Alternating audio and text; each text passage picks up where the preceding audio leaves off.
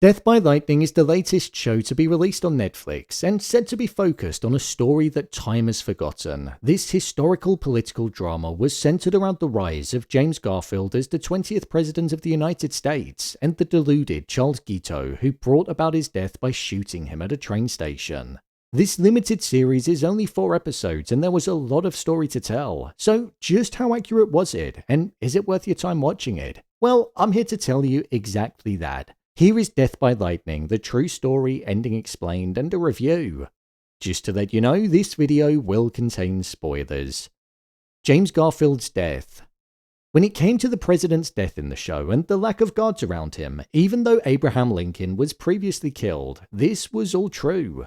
Within the show, Garfield said how there was no need for guards, and that was definitely foreshadowing the fact that he was going to be killed. President Garfield's movements were actually printed in most of the newspapers back then, and with no security around him, it meant that Charles was able to know where he was going to be, and that he'd be heading for a train station. Like we also saw in the show, Charles purchased a gun and planned on killing him on different occasions, but he either didn't go through with it because he was frustrated, or because he just couldn't bring himself to do it. He also specifically chose the weapon that had the ivory handle too. The president was shot inside of the train station, and there were 2 shots that were fired, one that grazed his arm and another that went into his back. And like we saw in the show, Charles fled the station but was stopped after Blaine's recognized him. Charles said, "I did it. I will go to jail for it. I'm a stalwart, and Arthur will be president." So even though it was slightly different to what we heard in the show, it was along the same kind of tracks. When it came to the treatment of the bullet that was inside of the president, as we saw being depicted in the show, the doctors at the time were probing, prodding, and constantly going into the president in the hopes of retrieving it. The sanitization of the tools is something that wasn't really a natural practice back then for the medical professionals, and that was what ultimately gave the president sepsis and also pneumonia, which is how he ultimately ended up dying. Within the show, during his autopsy, the bullet was found, and it was mentioned how the dirty tools being used and the fact that he wasn't treated properly was what caused his death, and that was true. President Garfield did also leave Washington and headed towards New Jersey for his final days, a place where his wife was said to have recovered earlier on that year, like we saw in the show. During the Netflix series, we saw the president ask his wife if he'd have a place in history, and she said that he would. However, within reality, this was something that was actually asked to his friend, Colonel A.F. Rockwell, so the show must have changed it to his wife so that that conversation would have had more emotive value behind it. The thing is, according to some medical experts, it said that Garfield would have most likely survived the wounds that he had if the doctors that were seeing to him had the knowledge and techniques of today. Unsterilized fingers and tools being put into the wound to look for the bullet, which was a common practice of the 1880s, is something that most likely caused the large infection that caused his death. Was Charles Guiteau like that? Well, unlike a lot of dramatizations, Netflix didn't have to write or exaggerate much when it came to the story behind Charles Guiteau. Like in the show, he was seen to be a failed lawyer that had this delusion that he played a large role in the success of Garfield ascending the position of president. He felt like he should have been rewarded consulship like we saw in the series, and he felt offended and like he was being made a fool of because he was never offered the position that he requested. Charles's life was one that was similarly reflected in the show. For example, he did join a community called the Oneida community, in which there was a free love aspect to it, and like was depicted in the series, he was rejected by everybody there and was given the nickname Charles Get Out because nobody wanted to be with him.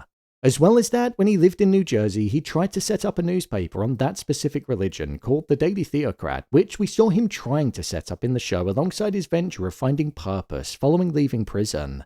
As I mentioned earlier, Charles believed that he was responsible for Garfield becoming elected as president due to a speech that he wrote.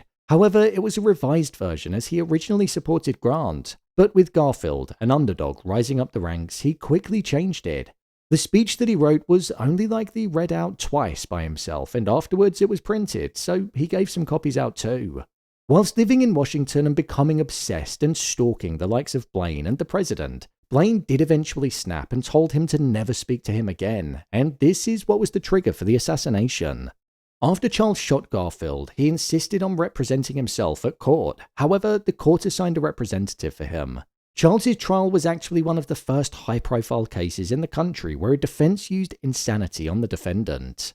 Charles was also seen to have odd behaviour during the trial, and I feel that was shown to us by the way that he spoke to the police officers and the prison guards, as there wasn't enough time to get the trial into the show.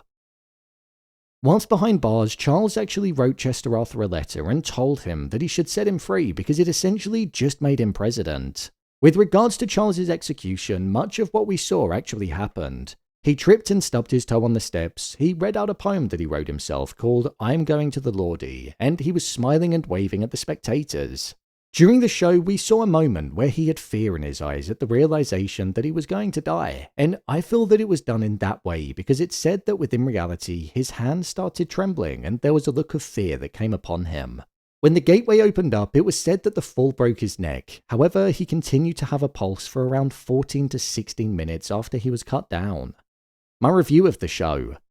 Now, I'm quite torn about Death by Lightning. I'm a huge fan of period dramas, especially American ones, because I find the 1800s a particularly interesting century when it comes to American history. And as much as I found the story of James Garfield interesting, the short tenure of the presidency that he had, and the desire that Charles Guiteau had to be involved in politics whilst also believing that he had a hand in securing the election, it just kind of felt like the show plodded along at quite a slow pace. It's almost as if there wasn't enough that actually happened in the build-up to the death of the president, so it just kind of dragged. But I suppose that kind of feels like the harsh reality of the death of James Garfield.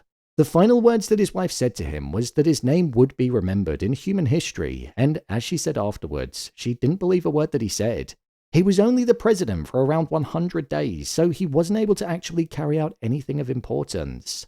This is why he's often ranked quite low and places in the below average category when looking at the rankings of all of the presidents of the United States that there's ever been. In terms of the story, I thought it was relatively easy to follow, but again, that's most likely because there wasn't actually that much that happened. I found the first episode to probably be the most interesting out of them all, especially when they were casting votes and James Garfield found himself being the candidate for president. Within the story, I definitely think there was a missed opportunity within this show.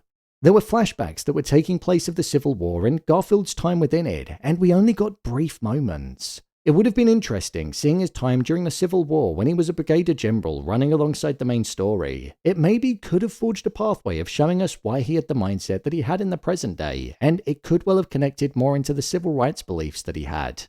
In terms of the performances, there was actually a really well fleshed out cast in this show. From Matthew Macfadyen to Nick Offerman, Bradley Whitford, and Barry Shabaka Henley, all of the roles were performed really well, but I would say that the President and Charles were definitely the strongest performed roles. The deterioration of Charles Guiteau's mindset and the deluded nature that he had in believing that he deserved a spot alongside the President, and then it switching to him believing that God was giving him this higher purpose that then told him to kill Garfield so Chester Arthur could succeed him, was so interesting seeing depicted on screen. We all knew that death was coming, and the moment where Charles was walking up the walkway to the church out of focus and then eventually sat behind the president, that was a moment where I truly thought it was going to happen, so it was a great way of luring us in and then switching things up. In terms of the performance of President Garfield, I thought he was delivered extremely well. The calm demeanor that he had and the fight for change that he wanted is something that really carried through the screen, and the almost regular Joe attitude that he had was something that made him relatable and like you were on his side. I don't know whether this was all in the sound mixing or the headphones I was wearing, but the voices in this show were just so damn easy to listen to. They were all low in tone and I could have listened to any of them all day long. One thing that I thought was quite interesting about this show was that it showed how accessible it was to see the likes of the presidents and members of government back then.